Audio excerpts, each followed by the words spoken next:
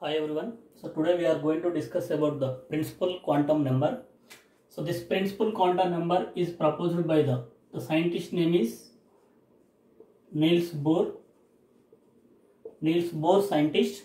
So this principal quantum number indicated by the letter is small n. So these values are, so this n is equal to, these values are 1, 2, 3 up to n values. These values also we can denote it with K, L, M, N, so on. This, by using this principal quantum number values, we can calculate the size of the orbit and energy of the orbit. So how we can calculate the size of the orbit means, the size of the orbit is equal to 0.529 into n square by z angstroms. So in this formula where n is equal to principal quantum number. So as the principal quantum number is increases, the size of the orbit also increases. And energy of the nth orbit also we can calculate.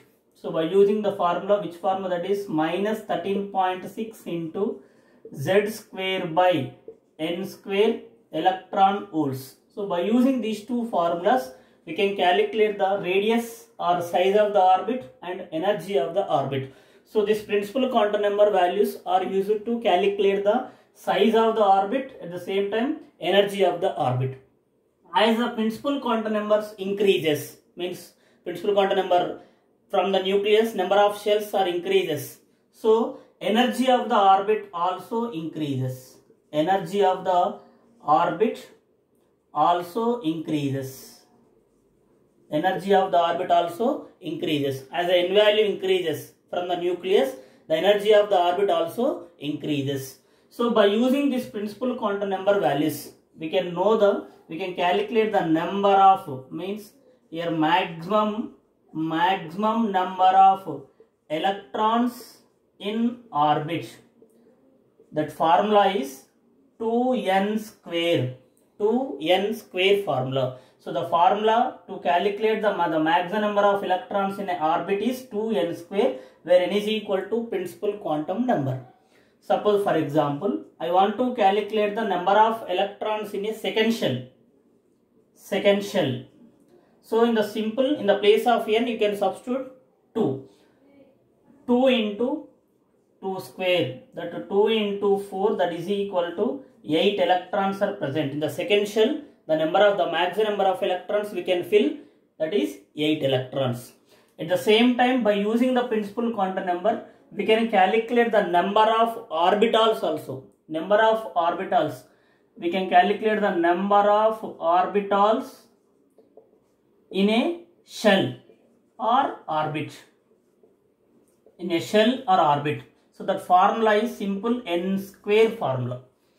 So to calculate the number of orbitals in a shell or orbit is, the formula is n square, where n is equal to principal quantum number. Suppose for example, I want to calculate the maximum number of orbitals in a second shell. So simple, 2 square, that is equal to 4. How? In the second shell means 2s orbital and 2p orbitals are present. So S subshell contains only one orbital, P subshell contains 3 orbitals. What they are? Px, Py, Pz. So in the second shell, how many number of orbitals? 1, 2, 3, 4.